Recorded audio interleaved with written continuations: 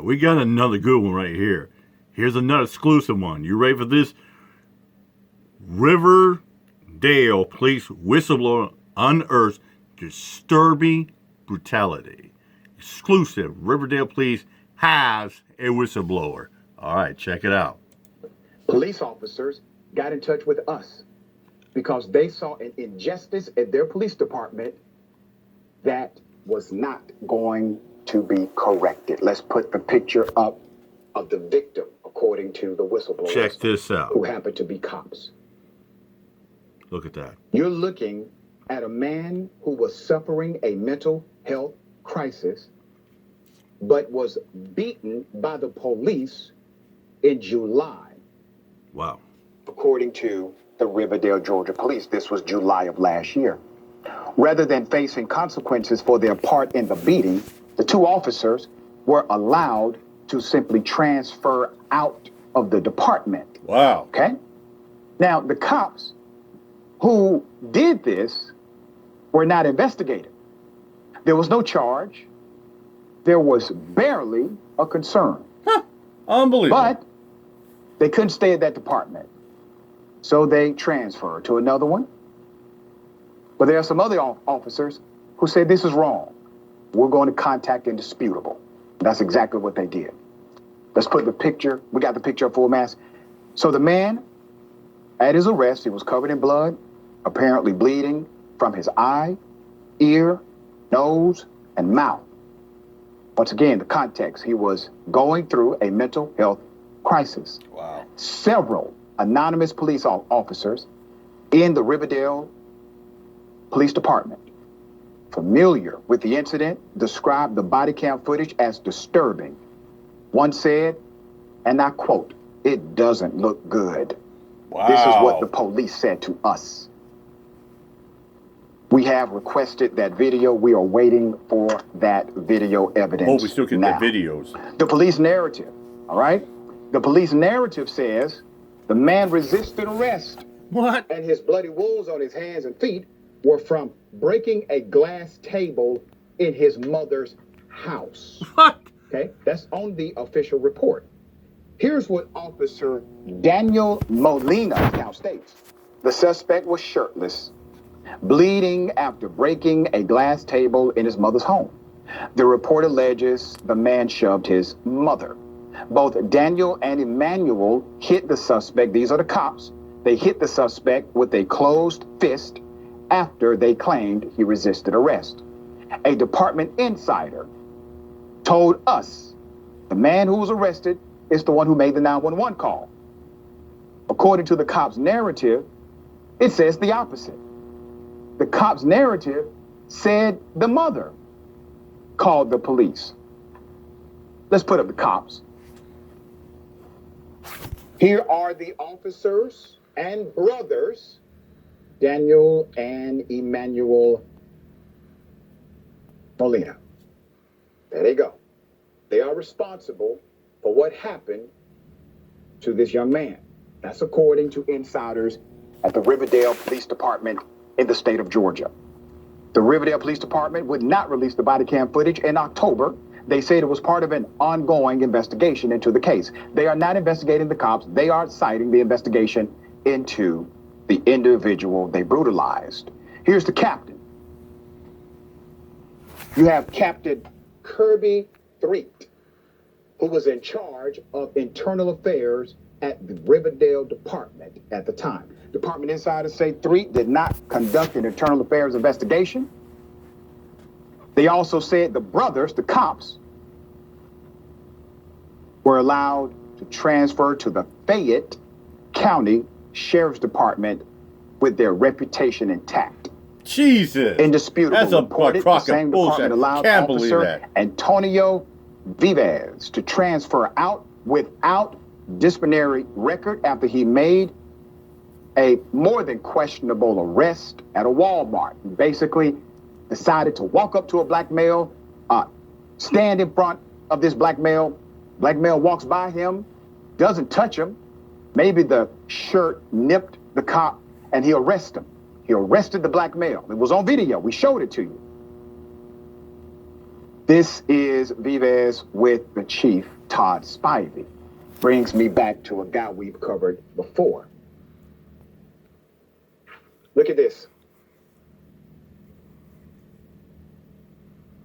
Here's Riverdale Police Chief Todd Spivey and Fayette County Sheriff Barry H. Bob. Man, please understand why this is happening. It's called a good old boy system.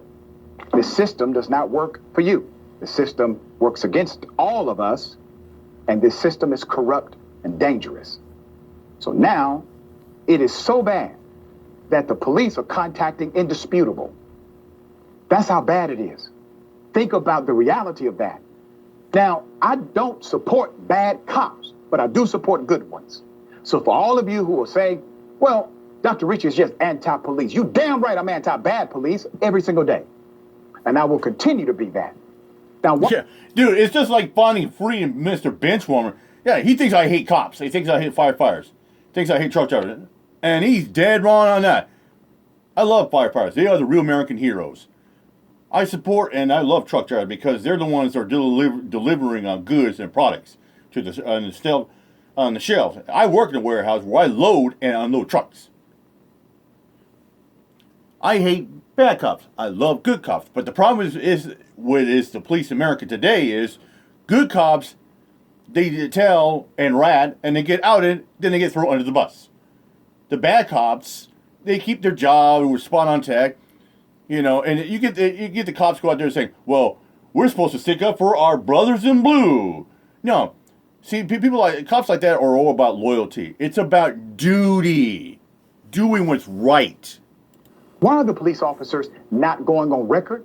Why are the cops not openly contacting the DA of their district or the GBI or the FBI? Because they are afraid. Who are they afraid of? They are afraid of their own damn colleagues. Let that set in. Like I just said, yeah. Good cops, they're afraid to snitch on the back of it. And they do, guess what? Bam! They're marked man. They get outed. Or their family members. Then their brothers in blue looking at like, you're a fucking snitch. Then they didn't have no choice but to quit and resign. We're going to continue to dig into this and other allegations that we have now learned that are happening in that police department. To the chief, you should be a damn shame of yourself. I live in Georgia. I may run into you one day. But let me say this, man. The violations that we are aware of, the accusations that we are aware of, how in the hell are you still employed? You yourself, chief, you have a horrible background. Yeah. I mean, this is the chief of the police. And he lets these two cops resign and still have a spot-on record. No blemish, no nothing. Hey, they get the transfer. I would tell this chief, you need to resign and turn your fucking badge and uniform right then and right now. Because, sir, if you were a good cop protecting the community, you should have out those dirty cops. You should have had fired on the spot for that. Inside of your own profession. Yeah. But somehow you have been able to bypass the normative reaction that any other person would have typically had in law enforcement. There's a why there. We're going to find it. All right. Dear sister, what are your thoughts? When police departments are whistleblowing themselves, that is a big deal, a huge deal. Oh, yeah. We have enough documented evidence to understand that this rarely ever happens. So you have to wonder, how bad is it over there? What else is going on that we don't know about? And more importantly, why is it being protected and why is it being allowed to continue? And kudos to these whistleblowers, because I think people underestimate how pervasive and pressurized a brotherhood like a police department can be. It takes a lot of guts to speak out against your peers and your colleagues, and there are a lot of risks involved, such as potential retaliation or something happening to themselves or to their families, as you mentioned. The corruption runs deep. These are very real concerns for people, which makes this moment all the more impressive, important, and hopefully influential. Once again, for anyone who witnesses corruption, brutality, if you believe you are a good cop or a good government employee, whatever you believe, prove it to us. Expose it. Yeah. We have given you an avenue here. All right, we will continue to follow this. You know, it's like we'll give you a platform. We'll showcase it. We'll blow it up on the spotlight, on the media. You know, some people, you thinking, when you watch like the cop shows like Blue Bloods, Chicago PD, Law and Order, L.A. Law, you know, like Law and Order SVU or Criminal 10, or you watch like others like laws like NCIS or like. Sometimes you watching like a little corrupt show or bad cops, you thinking, some people are just blind thinking, it just happened. Oh, that's make-believe. No. Shows like that, yes, they are make-believe, fictitious, but they deal insinuating what happened to the real world with policing and pussification in America. Think about it. With that said, I'm out here, much up. Peace out.